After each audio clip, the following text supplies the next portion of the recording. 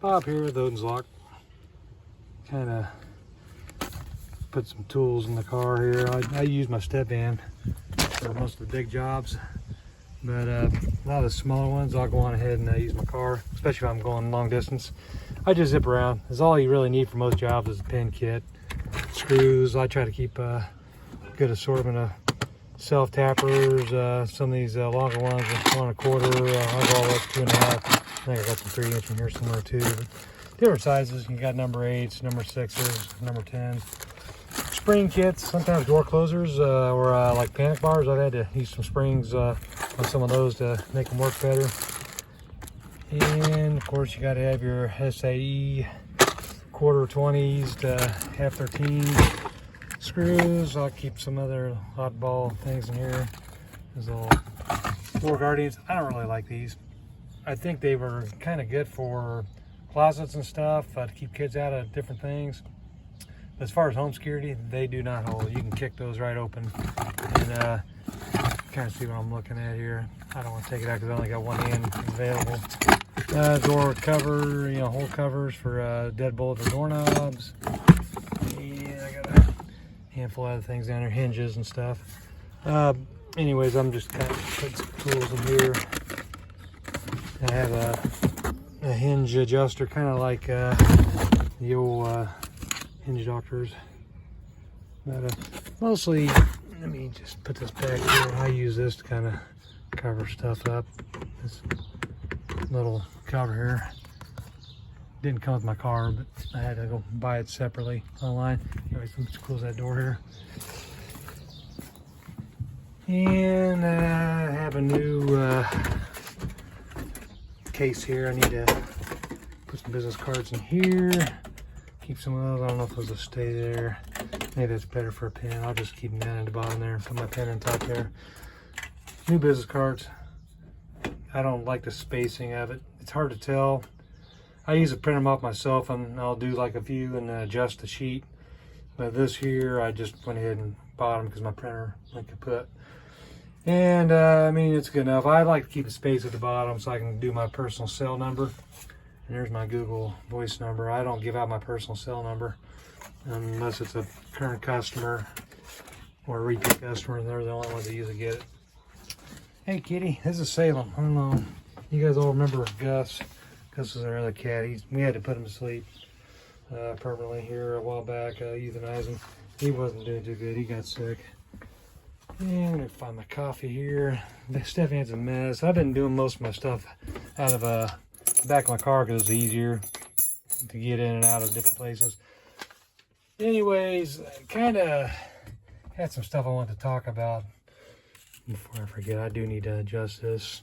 I locked up a key on here a while back and there's something about it. Let me see if it shows.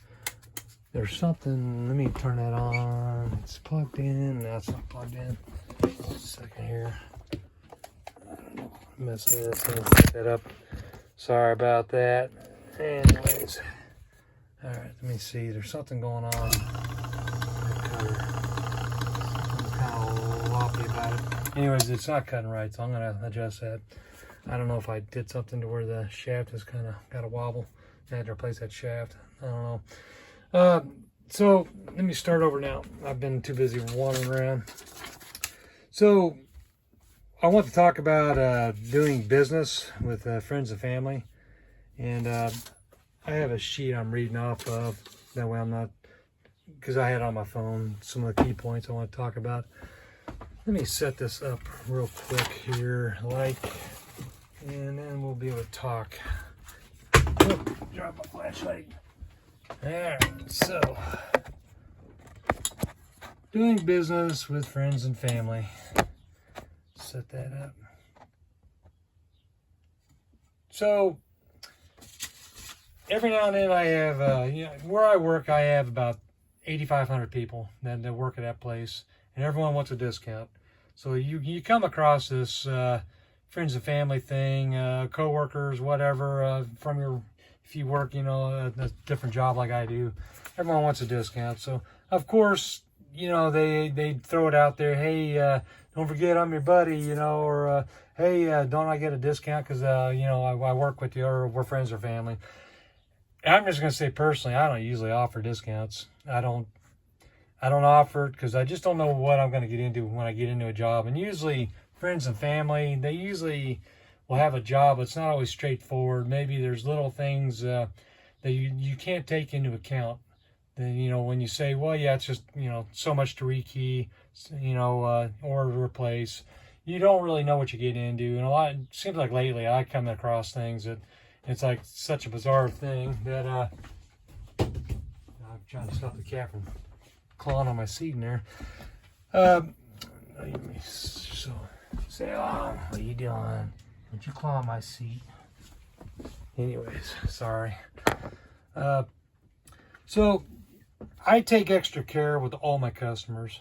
I don't care if you're friend or family. I do the best job I can because to me, I'm a professional. I'm bonded and insured, and the last thing I need is for someone to say, yeah, he came out here and gave me a discount, but the work wasn't that great either, so I don't know if I'd use them again. I wonder if it would have been different if I just paid the full price. I do the best I can no matter what, and I guarantee and I warranty my work. I can't guarantee the hardware.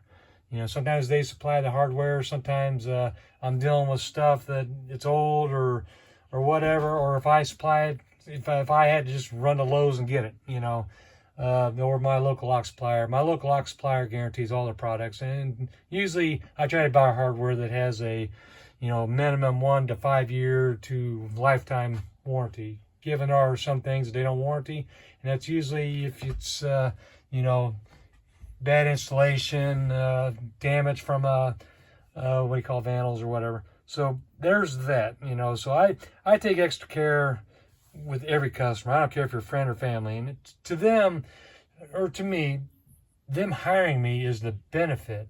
That if they know me, their acquaintance, or they've worked with me somewhere else in another capacity, whatever, it is a benefit to them to call me as opposed to a complete stranger, to come into their house, to know the bidding to their hardware, their stuff. And maybe they don't want me to know, and I don't write it down. Sometimes I offer that if you want the bidding for your hardware, I write that down and I tell them to keep that in a safe place. And I try to mask it so it's not obvious what that number is, whether it's 5, 6, or 7 digit. Usually, if it's interchangeable core, I don't give that bidding out to anyone. I keep that because that's part of a master key system that I personally will oversee or own. So, and people understand when you offer a discount, you're actually paying them your money. You're actually paying them, So if you have someone that says, can you give me a 20% discount? If you charge them $100, that's $20 that you just gave them.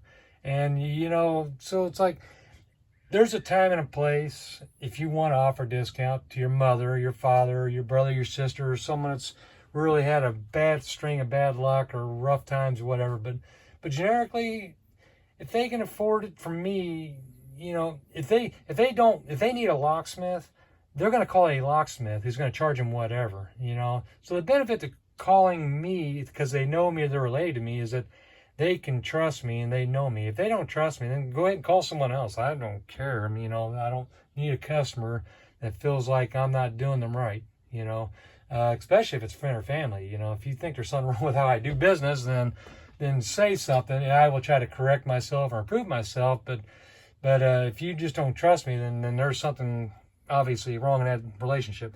And I don't have that problem. I have occasionally, there'll be like an extended relative that maybe we don't get along with for whatever reason. And so call someone else, fine. I'm not, I don't have a problem with that. And I probably don't want to do the work for you anyways, if there's some weird relationship that's going on there. So, and like I said, you can always have discounts. Generally, I've heard people talk about, having certain rules or guidelines where if you do a discount, then you gotta, you can't just be taking a place as a full paying customer. So you can have like a family day or on this day, it's a day off normally, and I'll come out there and help you, but have rules about it. I don't want someone just calling me, hey, I need someone here within 2 hours, can you just drop everything you're doing and come out here? And by the way, how cheap can you do it, So it's like, you wind up in a situation where I like what I do. If it's not valuable for me to spend the money on the tools and the hardware and the equipment and the skill sets and the training to be able to do the job, to offer that as a professional service, it ought to be valuable for you that I take that value in what I learned to do what I do. So it ought to be valuable to a customer that I'm doing that. So don't undercut my skills. I have plumber friends, I have electrician friends, I have other friends, and I don't ever ask for a discount. If I don't do automotive key work, and so if an locksmith is going to cut and program a car key for me, I pay them what it's worth. I pay them whatever they charge me. I don't ask for discounts. I don't expect it. If they offer, that's on them, and I appreciate it. And there's times where if I wind up doing a job and I roll back, I instead of sometimes on a commercial job, you round up, if something's, going to cost you $18, you round up to 20, 25, 30, whatever. But if it's someone that you like, it's a personal relationship or whatever, if it's, $18 is $18 and maybe I'll round back to 15. I don't know. But I don't generally, as a rule, offer discounts. How I deal with the job when it comes time to cut out an invoice or to do a receipt, that's a different deal. I'll look at the job and it didn't take near as long as I thought, so I'm not going to charge full price. I'll try to roll back just a hair, but that's at my discretion. That's not something I offer them. And so, it's more valuable if money is exchanged at the rate it's supposed to be. I've offered stuff to people and even like hardware, here, try this, if you at a discount, whatever, and it never gets used. Here, you can have this ball knob, and because it matches whatever they got, and it's a weird one in my set, and it winds up sitting on their shelf for a year or two. They never even use it. And that's something I probably could have just sold to a paying customer. And so, there's those sides of it too. Or I know, I heard a guy here a while back talk about how he had an online course that he was offering that at a certain price, and he had all his families. Oh, that's wonderful. We support you, And someone's like, oh, I hope you're gonna remember your family. We get a discount. So he offered them all. He just gave them like a code. It gave him it was free for these people that use this code in his family, and he said after a year, not a single family member used that code. Not a single one of them logged in. So, yeah, they support him, but they didn't support him. So, to me, if you support me as a business owner, as a business, then support me by paying me what I should be paid for the service I offer. And, and unfortunately, I have family, I have business, and I've charged them full rate, with some things, like I didn't charge for all the extra keys. I did a lot of other work that I normally wouldn't have done, for anyone else. And I actually do. If someone needs help moving a refrigerator and I just got to do a lock job, I always offer, if you need help moving a chair or a sofa, I'm going to help you, and I'm not charging for that. So that's something you get out of someone like me, that I want to help people. I don't want you to feel like I just got this contractor here and I just can't wait for him to leave. I try to be the guy that you don't mind talking to. So, long story short, you want to get paid for the service you provide, and sometimes people don't find it value added if they didn't pay for it. With offering special codes or discounts, or here you can have this, and sometimes it's not a value to them because they didn't pay for it. Now, if that person said, hey, I'll give you $20, I'll give you this knob, it's $20, that's half the price, whatever. At least they spent $20, and they're more likely to use that knob because they spent money on it. It's not just some extra thing they had. Plus, you got money for it. So, and everyone knows about the kids that you give them that free thing, and they don't take care of it. And then, of course, when they save up their money for it, they take far better care of it. So there's that. And like I said a little while ago, if you want a discounted service or a discounted price, you're going to get a discounted service. And so you can have a family friends discount program, like whatever stock I have on hand, it's just the cheap thing that I have, the grade 3, whatever. If you want discount, I'll discount that. But if I'm going to be able to make money on that grade 1 deadbolt doorknob, then I'm going to do that, you know. And you want discount, you're going to get discount service. You're going to get, you know, you want something for less, then it's going to be on my terms. That it'll be when I get to it. If I got paying customers that need work done, I'm going to go take care of my paying customers that, you know, that are the full price, full service, you know.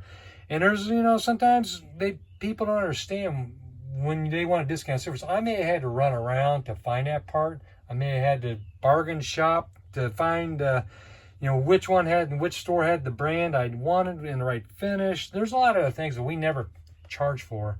You know, if I have to run and go get screws because all the holes are stripped, I need something longer to get into that stud behind that door frame, you know, there's that time. And I usually keep that stuff on hand. But nevertheless, if I have to make a trip to go find something for a customer, they don't usually get charged at it. I usually just charge a trip fee, and and the labor, you know, or per keyhole. And so, you know, it's better to just charge people, family and friends. If you want to cut your services for other people, then that's on you. My rule of thumb is I don't give discounts. And, you know, I'm a veteran. If I have a veteran ask for a veteran's discount, I might come, well, you know, it ought to cancel itself out because, I mean, we're both veterans. You know, seniors, if they want a discount, and I'll be honest with you, if I could tell someone's hard on their luck, I will try to help them out. And I don't even care if that's a free thing, you know. If I'm helping someone, that's a benefit to them and a benefit to me. And they'll remember that, because there's a time when they need help, or, you know, when they're better off, they will help me by sharing my name and number and whatever. So I'm not saying you shouldn't give people, you know, some assistance. And that's all I'm going to say. And assistance is different than a discount, you know, than a family or friend benefit, you know, or discount. I will assist someone that's in need, and that's what I offer. And I give a free consultation, all that stuff, you know. And there's all kinds of already free stuff I do in my business for people. So, and also here recently, thinking about all this as a topic, I've decided I'm going to have to redo some of my prices. You know, I've always charged $25 per keyhole, regardless, you know, of how many keyholes are on a door. If there's 2 keyholes on a door, you know, and I'm going to have to adjust this. It may be different with residential or commercial, or how bad the door is. And it may be I'm just going to have to decide on the fly, but I usually will bid $25 per keyhole. So if there's 2 knobs, you know, a knob and a deadbolt, 2 keyholes on a door, I usually will charge $50. But then it's like, if I have, you know, that hardware sitting on my bench, I charge half that price. You know, I'll charge 12 or 13 bucks. I haven't fully decided. Some hardware is going to be a little bit more, a little bit less, depends on what it is. But I'm in my thought process, and I'd like to see people in the comments talk about this. You know, I charge $25 per keyhole on a door because it's not just a keyhole I'm dealing with. It's taking that off the door, it's making sure it latches correctly, and it's fixing anything with the hinges or the latching or the door sagging or something. You know, I'm fixing other issues. Maybe I have to redo the hole on the door because it was never set up right. You know, maybe it's the old, you know, 70s and boring, and you need to open up a little bit more for whatever. But so it's $25 per keyhole. But if I've done all that stuff with the door for the 1 keyhole, then I shouldn't be charging the same price for the second keyhole, because the first charge would have fixed all that. So that's my thinking between that. So I'm thinking in my pricing on per keyhole, it may be per door, $25 per door, and you know, it covers, you know, 1 keyhole. And if there's you know, an extra keyhole, then that's half that price. So, you know, $12.50, I guess, if you want to look at it that way. Whatever, you know, whatever, it depends on the hardware too. But I think that's something I'm going to adjust. And I feel like that this is a better thing for me to think about with offering my service on that, because like I said, I always check the door before I take the hardware off and see what the issues are, you know, to make sure it's, when I'm done, that it's going to fix the door issues. You know, I always check that deadbolt, and sometimes, you know, I'll have to drill the hole deeper so the deadbolt actually has the latching feature. But that's part of, you know, when you work on a door knob, you're fixing the door as well. So, and same with the deadbolt. So if I wind up doing 25 per keyhole, I think I'm just going to probably half it on if there's a second keyhole in that door. So I think that'll lower my price. Hopefully my customers will see that, and, you know, I'm not going to rub it in, hey, you know, I just changed my prices, you know, just now, you know, for you or whatever. No, this is the first one. But I think as a part of my ethics, I ought to really start being more careful about how I charge my price, because I want to be right as a value-added, you know, contractor. And I had a guy a while back ask me how much to rekey some locks, and I told him 25 per keyhole. He says, well, what if I bring them to you? And I said, it's 25 per keyhole, regardless. And he said, well, everyone else is offering half that, you know, if it's on their bench. It's like, yeah, I mean, go ahead and call one of the other people. I mean, I'm sorry, I just wasn't worth my time. But then it's like, it struck me after the conversation, it's like, you know, he's right. I mean, I'm not dealing with the door. So it's like, why would I charge 25 per keyhole on my own bench when it's not, I'm not dealing with the door side of it. So I called him back and I said, you know, you're correct. I never thought about it. I've been doing mobile so much, I don't hardly ever do anything in my driveway. You know, occasionally people do drop stuff off, or I have a real estate agents to swing by to have me make keys, because sometimes when I do homes, I give them the numbered key and the extras. I tell them, don't give out your numbered keys, give out the extras. And then I'll stamp those do not duplicate if you request. But you keep the ones with the bidding code on them. And so they'll come by and have me cut them, because no one else will cut the ones with the do not duplicate. Anyways, so I had that guy come back, you know, and he dropped the hardware off. I did, you know, I did 12.5 per keyhole. And so, and I thought, well, that's no big deal. I didn't have to deal with any of the extra stuff. I did it all in the convenience of my driveway, at my convenience. He didn't care when I got it done. I got it done within, you know, 15 minutes, you know. So, you know, it was 25. It would have been 25 anyways, because it took me, you know, just a few minutes to do each one. So 15 minutes is 25 for me. $100 an hour is what I charge. But that's where I'm at. Anyways, I haven't done a video in a while. I thought I'd go ahead and throw something out. That's that on that subject. I'm going to try to do a video on the hinge doctor type stuff. Some of the issues with hinges. And I recently had to buy, well, I had a job here a while back that had, you know, hinges are multiple sizes. They come in like a 1.30 size and a 1.80 size. I don't remember exactly. And I'm talking about the knuckle where the hinge pin goes in. And so when you buy those hinge doctors, you can buy like the hinge doctor itself from GLK Supplies and some other ones, and they have all the different knuckle sizes. And institutional, you got spring hinges. The problem is sometimes you don't need to be adjusting the hinge that way. You need to actually shim the hinge. But I'm going to go through that in a different video, and we'll talk about, there's a term called tacoing.